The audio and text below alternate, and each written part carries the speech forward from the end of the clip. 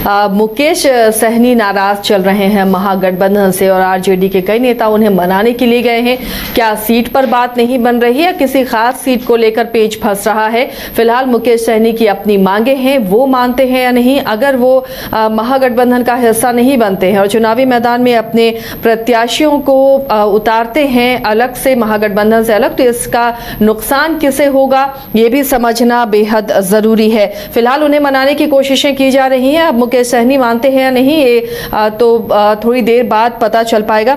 रंजन जी, मुकेश सहनी नाराज चल रहे हैं, अगर महागठबंधन से अलग वो होते हैं और अकेले चुनाव लड़ते हैं या फिर एनडीए में मिल जाते हैं तो क्या सीन नजर आ रहा है? देखिए, अगर मुकेश सहनी महागठबंधन में नहीं रह पाते तो आप कह सकती हैं कि मुकेश सहनी के साथ खेला हो गया। पिछली बार उन्होंने खेल किया था, बिल्कुल आखिरी मोमेंट पर उन्होंने महागठबंधन छोड़ा था। इस बार जो है अगर ऐसा होता है तो आप समझिए कि महागठबंधन ने उनके साथ खेला कर दिया, क्योंकि अब वक्त बहुत बचा नहीं है। इधर एनडीए में सीट शेयरिंग हो चुकी है तो सारी सीटें जो है वो सामने आ गई हैं। खैर, अगर हम इसको ऐसे देखें कि एक और चीज जो दिखती है कि कुछ सीटें हैं, जैसे गौरा बौराम की सीट है, ये मुकेश सहनी के घर की सीट है।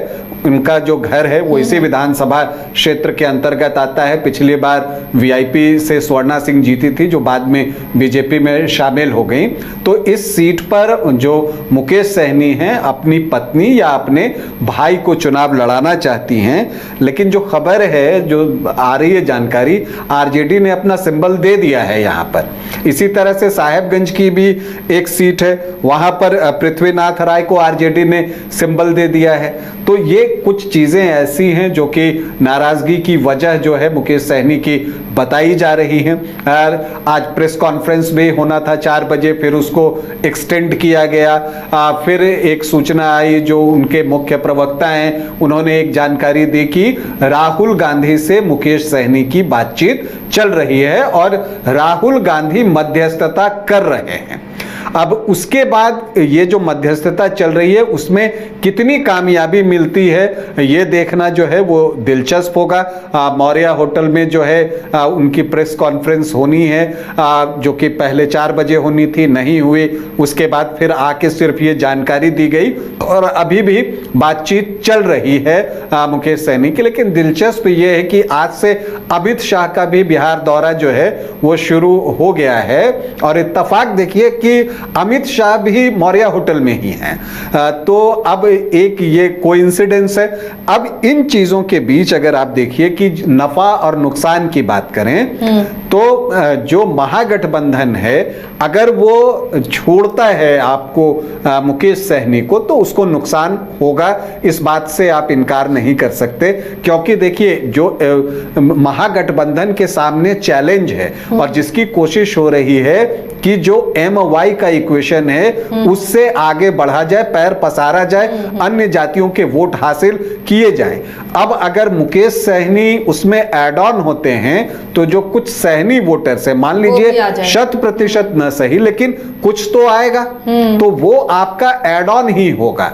अब अगर महागठबंधन को यह लगता है कि अगर मुकेश सहनी हमें छोड़ देते हैं, अब बीजेपी के पास सीट शेयरिंग हो चुकी है तो अब उधर तो वो जा नहीं सकते, तो ऐसी स्थिति में अगर वो अकेले लड़ते हैं तो वो हमको कोई नुकसान नहीं करेंगे क्योंकि एनडीए के वोटों में कोई एडिशन नहीं होगा। लेकिन इसको सोचने का दूसरा तरीका भी है कि ऐसे तो आपको लगता है कि कोई नुकसान नहीं होगा, लेकिन अगर वो वोट आपको पड़ते तो आपका एडिशन हो सकता था। तो वो एक मुझे लगता है कि ट्रिक मिस हो जाएगा तो अगर मुकेश सहनी बात न माने तो। अपडेट क्या है इसके लिए बिहार संपादक इसके राजीव हमारे साथ जुड़े हुए हैं। राजीव जी, मुकेश सहनी को लेकर कोई अपडेट मिला? उसे उन्हें मनाने के लिए राजद के कई नेता गए हुए थे, क्या वहां से अपडेट मिल पा रहा है?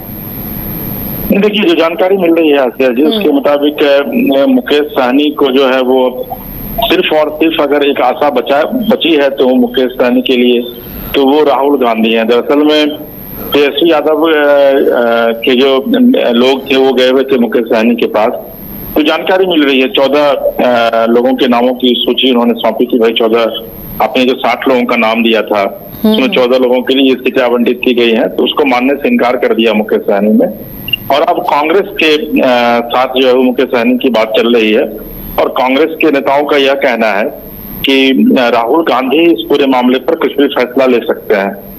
यानी कि इतना तय हो गया है कि अब मुकेश सहनी की जो नैया है उसके खेवनहार राहुल गांधी ही बनेंगे। और अगर राहुल गांधी फैसला नहीं लेते हैं देर रात तक, तो आप ये जान लीजिए कि मुकेश सहनी की जो नाव है वो इस चुनाव में कहीं ना कहीं से डूब जाएगी, क्योंकि फर्स्ट फेज का जो नॉमिनेशन है वो विधिवत कल खत्म हो जाएगा। और अगर देर रात तक कांग्रेस फैसला नहीं ले पाती है मुकेश सहनी के नाम पर या फिर मुकेश सहनी के सीट के नाम पर, तो फिर कल मुकेश सहनी अपने उम्मीदवारों को नहीं उतार पाएंगे और ऐसी स्थिति में जो महागठबंधन है वो स्वतः वो गठबंधन टूट जाएगा, यानी कि मुकेश सहनी उस गठबंधन से अलग हो जाएंगे। क्या राजीव जी यही वजह है कि अब तक महागठबंधन की जो पार्टियां हैं वो अपने कैंडिडेट की लिस्ट जारी नहीं कर रही हैं?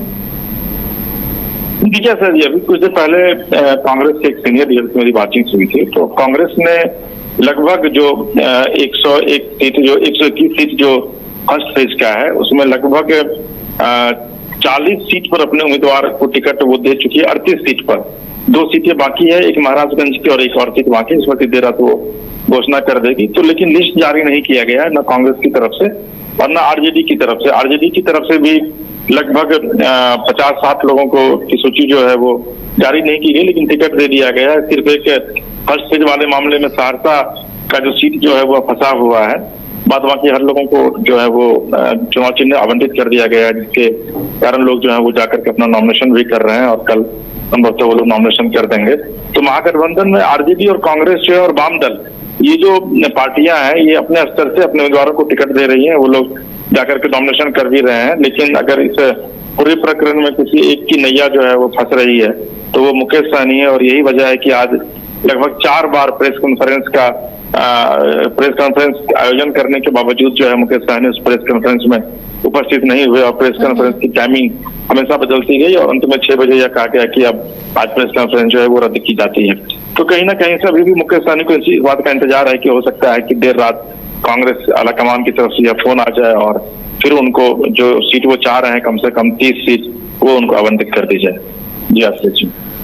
चलिए, शुक्रिया राजीव जी इस तमाम जानकारी के लिए। तो ये पूरा खेला है, अगर देर रात तक मुकेश सहनी को मना नहीं लिया जाता है तो एक तरह से कह सकते हैं कि महागठबंधन बिखर जाएगा, यानी मुकेश सहनी की पार्टी वीआईपी महागठबंधन से अलग हो जाएगी।